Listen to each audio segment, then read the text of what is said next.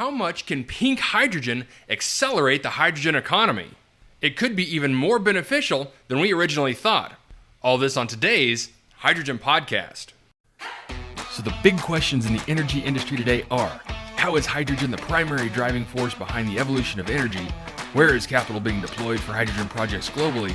And where are the best investment opportunities for early adopters who recognize the importance of hydrogen? I will address the critical issues and give you the information you need to deploy capital. Those are the questions that will unlock the potential of hydrogen, and this podcast will give you the answers. My name is Paul Rodden, and welcome to the Hydrogen Podcast.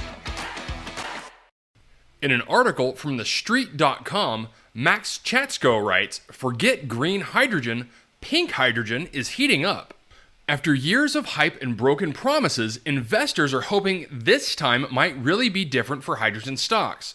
A sudden sense of climate urgency in boardrooms and government alike has spiked interest in emerging technologies that could help reach aggressive decarbonization goals. That includes hydrogen, especially hydrogen produced with renewable energy to create truly carbon-free fuel. This so-called green hydrogen could decarbonize industrial processes and perhaps make marginal contributions to transportation and heating as well. It all sounds so promising, but it's important for investors to remain realistic. Production costs, economies of scale, storage, and transportation all present significant hurdles to green hydrogen and the hydrogen economy at large. But if hydrogen ever lives up to its potential as a wonder fuel, then it may be thanks to nuclear power plants.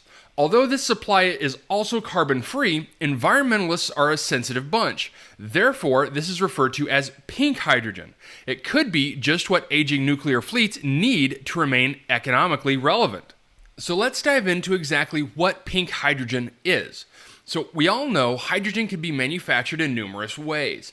The most referenced process is electrolysis, which uses electricity to split water molecules into hydrogen and oxygen. Electrolysis is the process used to manufacture green hydrogen, where electrolyzers are supplied by companies such as Plug Power, and electricity is supplied by wind or a solar farm. Pink hydrogen can also be manufactured via electrolysis, but with the electricity supplied by nuclear power plants. However, the manufacturing process would be tweaked slightly due to low efficiency and poor economics.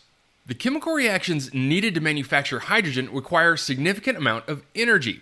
Whereas methods to produce green hydrogen must rely primarily on energy in the form of electricity or cold electrolysis, nuclear power plants can leverage waste energy from the heat they produce. That opens up a whole new economic reality for pink hydrogen.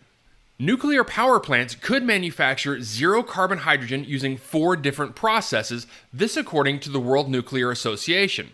The first is cold electrolysis, which we just talked about. The second is low-temperature steam electrolysis, or LTSE, which uses both electricity and heat. Next is high-temperature steam electrolysis, which uses both electricity and heat. And lastly is high-temperature thermochemical production, which uses only heat. Processes that use heat benefit from higher efficiencies and potentially lower production costs, although they can be limited by materials science. That's because the membranes used in HTSE can be quickly degraded by the high temperatures. Similarly, existing nuclear reactors aren't optimized for high-temperature thermochemical production, which would be the holy grail of low-cost hydrogen production.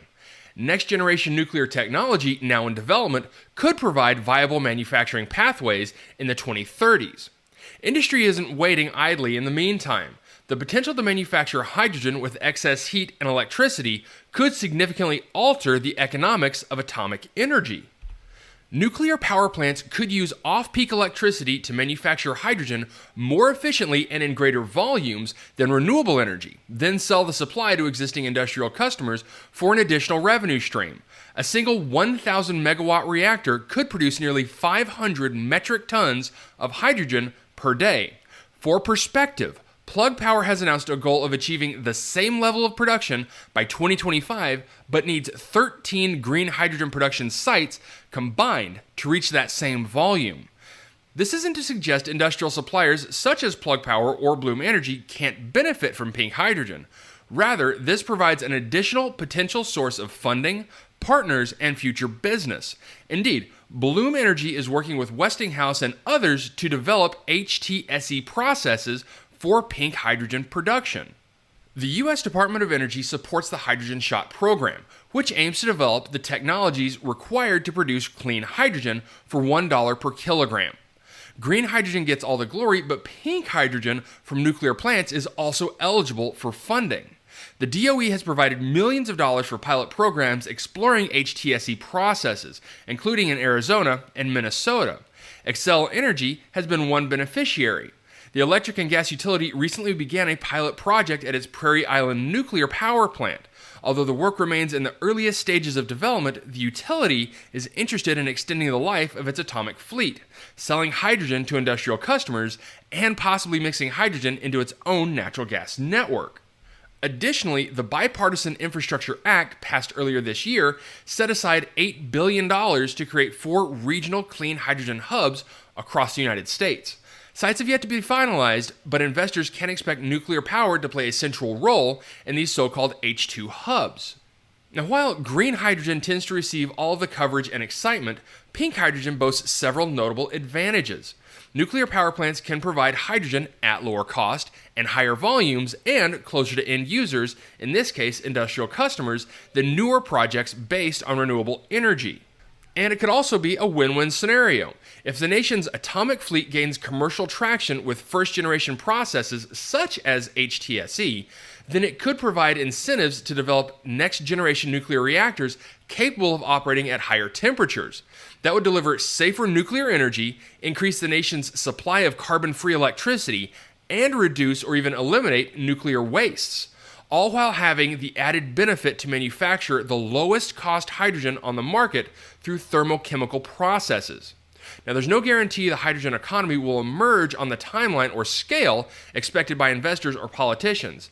But if and when it does, expect nuclear power to be a critical piece. Okay, so really a great article by Max Chatsko detailing how we can and should start leveraging atomic energy to start creating hydrogen. Now, by now you've heard me talk ad nauseum about the different technologies all coming together to begin producing hydrogen. The all-hands-on-deck mentality.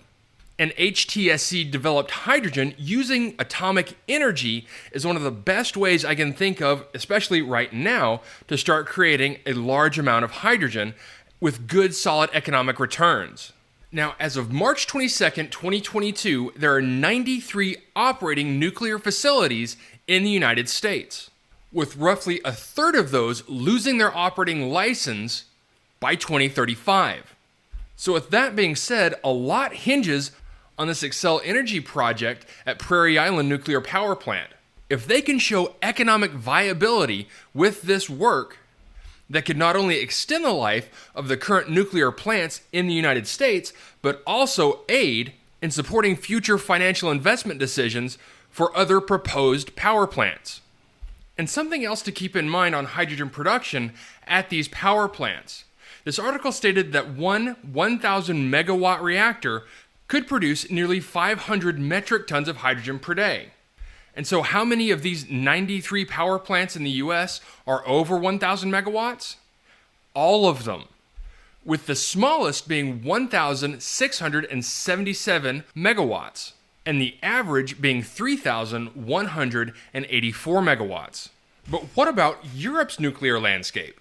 Well, assuming Europe follows the United States and supports the development of HTSE hydrogen, France could really leverage their 56 power plants to help supply hydrogen all around Europe. This includes hydrogen-hungry Germany right next door. All right, that's it for me, everyone. If you have a second, I would really appreciate it if you could leave a good review on whatever platform it is that you listen to. Apple Podcasts, Spotify, Google, whatever it is. That would be a tremendous help to the show. And as always, if you have any feedback, you're welcome to email me directly at info@thehydrogenpodcast.com. And as always, take care, stay safe. I'll talk to you later. Hey, this is Paul. I hope you liked this podcast. If you did and want to hear more, I'd appreciate it if you would either subscribe to this channel on YouTube or connect with your favorite platform through my website at www.thehydrogenpodcast.com. Thanks for listening. I very much appreciate it. Have a great day.